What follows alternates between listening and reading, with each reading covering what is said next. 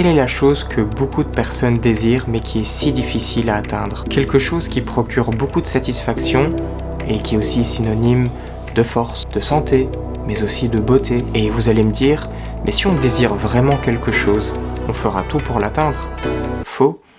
Beaucoup de personnes rêvent d'avoir un beau physique, et si on devait faire une liste des choses les plus désirables, cela se situerait sans aucun doute dans le top 5 de chacun, voire même dans le top 3. Mais combien de personnes atteignent réellement leurs objectifs physiques? Il y a tellement d'obstacles, de barrières qui se mettent au travers de notre chemin dans la quête d'un physique digne des dieux grecs. Dans cette vidéo, je vais vous expliquer comment les personnes ruinent leur physique avec en bonus des outils que vous pouvez mettre en place et qui vont vous aider à contrer ces barrières. La première façon dont les personnes ruinent leur physique, c'est en appliquant le principe du tout ou rien. Soit les personnes ne font rien du tout et ne s'engagent dans aucun comportement, il n'y a donc aucun progrès, ou alors elles font tout à 200% et visent la perfection, et ce, dès le début. Le problème, c'est qu'en visant la perfection dès le début, on va très vite dépasser nos ressources disponibles. On investit beaucoup trop d'énergie dans le nouveau comportement, et donc on est assez fébrile, on manque de ressources, et on va vite exploser et ne plus suivre le comportement en question. L'exemple très concret, c'est par exemple si on veut s'entraîner 6 fois par semaine, alors qu'on n'a jamais tenu 2 ou 3 entraînements par semaine, 2 ou 3 mois consécutifs. Ça paraît quand même illusoire. Malheureusement, c'est ce qui arrive beaucoup.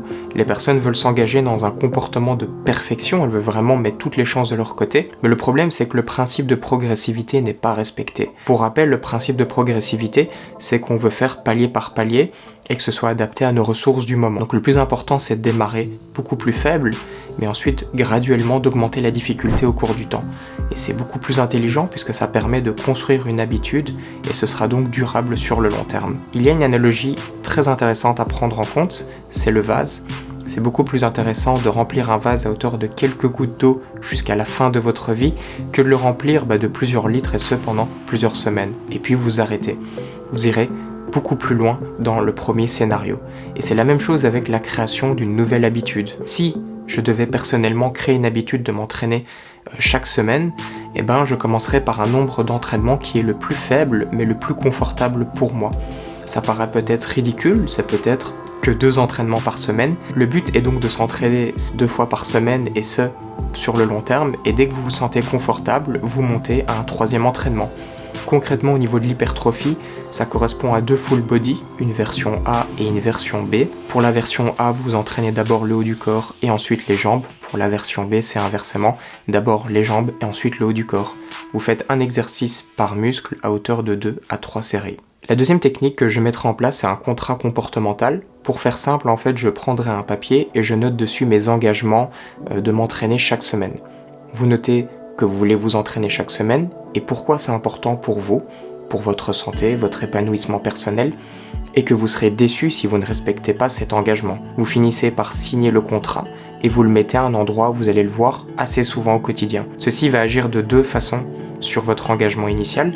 Premièrement, le fait de mettre par écrit votre engagement va renforcer cet engagement initial. Les écrits restent alors que les paroles s'envolent. C'est toujours mieux d'écrire. Ensuite, en le mettant à un endroit où vous allez souvent le voir au quotidien, ça va chaque fois rappeler votre engagement, et ce, plusieurs fois par jour. Et ceci n'a un effet que bénéfique pour renforcer cet engagement initial. La dernière technique que je mettrai en place, c'est un monitoring hebdomadaire. Pour faire simple, vous prenez chaque semaine et vous cochez ces semaines lorsque vous avez rempli les objectifs. Donc, par exemple, ça peut être de s'entraîner 2 fois par semaine. Lorsque vous avez accompli ça, vous cochez la semaine. Ce qui est intéressant, c'est que ça permet de voir comment on évolue dans le plan et si on est à bonne allure ou non. Si vous voyez que vous cochez toutes les semaines, ça veut dire que vous êtes à l'aise dans la création d'une nouvelle habitude et que vous pouvez donc passer à l'étape supérieure. Au contraire, si vous voyez qu'il y a plusieurs semaines qui n'ont pas été cochées, c'est qu'il y a un souci dans le plan, il est peut-être un petit peu trop élevé pour vous et qu'il faut donc revoir ses attentes à la baisse. Vous pouvez également voir quels ont été les obstacles durant les semaines où vous n'avez pas rempli vos objectifs. Donc c'est vraiment un outil très intéressant pour voir notre progression. Également, ça nous oblige à cocher ces semaines, parce qu'il y a quand même, je pense, un sentiment de satisfaction lorsqu'on voit toutes ces semaines se cocher les unes à la suite des autres. Donc ça nous force aussi, comme une source de motivation, si vous voulez, à cocher ces semaines. Les personnes ruinent leur progrès physique en ayant une alimentation beaucoup trop restrictive. Beaucoup de personnes, du jour au lendemain, passent des aliments transformés, à des plats emportés, à des salades et des protéines maigres. Je ne dis pas que manger des salades et des protéines maigres, c'est une mauvaise chose. Je pense que sincèrement, la majorité de nos choix alimentaires devraient être des fruits et légumes, des protéines maigres, des poissons gras, des grains complets. Mais il y a une notion d'équilibre, c'est-à-dire que vous pouvez manger un bout de chocolat, vous pouvez manger une pizza, une tartiflette avec vos amis. Je pense même que c'est très très bien pour un équilibre global. Il n'y a pas qu'un équilibre au niveau des macros et des micronutriments, mais aussi un équilibre psychologique à prendre en compte, le plaisir personnel, la variété au niveau des choix alimentaires. Et donc c'est le fait de aussi exclure les groupes alimentaires qui est une grosse erreur. On voit que des personnes ne mangent plus de glucides du jour au lendemain. Donc c'est vraiment important d'avoir quelque chose de tenable sur le long terme. La question essentielle lorsque vous adoptez un nouveau régime alimentaire, c'est: est-ce que je vais être capable de maintenir ce régime jusqu'à la fin de ma vie ? Si la réponse est non, c'est qu'il y a un souci dans le setup de ce plan alimentaire et qu'il faut donc revoir tout ça. Une question essentielle, et c'est une question que je me poserai à chaque fois que je prends des nouvelles habitudes. Je vous encourage à faire la même chose. Personnellement, j'appliquerai le principe de progressivité, donc ça veut dire que j'augmenterai mes portions de fruits et légumes à 1 à 2 par jour, si je n'en mangeais jamais avant. Si j'avais l'habitude de commander 3 à 4 fois par semaine, je ne commanderai plus qu'1 à 2 fois par semaine. Et donc vous comprenez un petit peu, c'est que vous allez progressivement. Ensuite, j'investirai également dans mes compétences culinaires, ça veut dire qu'on peut vraiment avoir une grosse différence de goût et de plaisir lorsqu'on sait comment allier les aliments ensemble, techniques de cuisine, et donc ça aussi, j'investirai beaucoup dans mes compétences culinaires, les augmenter, et je pense que ça peut vraiment aider à établir des habitudes saines sur le long terme. On peut faire des très bonnes choses avec des aliments sains, on n'est pas obligé de manger des frites, du chocolat pour avoir du plaisir. Sincèrement, je pense que j'ai vraiment augmenté mes propres compétences, et je vous invite également à le faire. Vous me donnez du poulet, des légumes, du riz, je vais vous faire quelque chose de super bon, et en tout cas qui me goûte.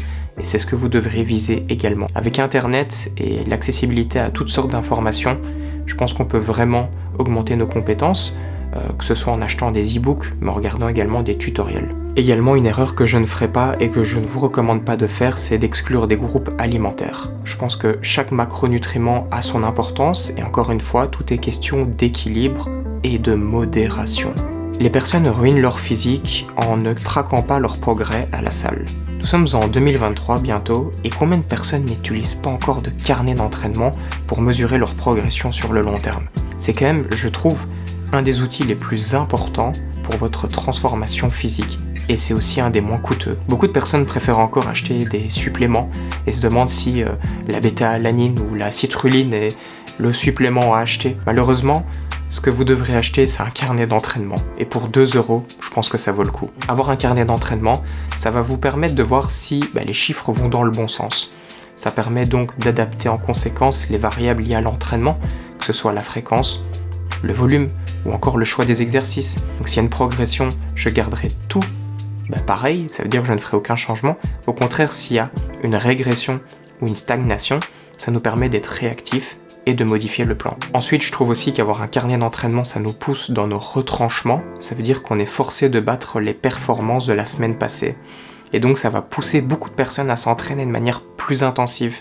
Et je pense que ça peut en bénéficier pour beaucoup. Dernièrement aussi, pour un point de vue de l'accomplissement personnel, le fait d'accumuler tous ces carnets d'entraînement au cours des années, c'est satisfaisant.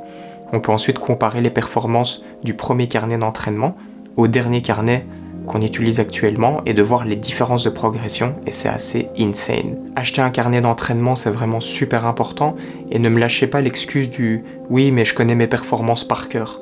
Bullshit. Vous ne savez pas comment vous progressez et à quelle allure sur tous les exercices de votre programme.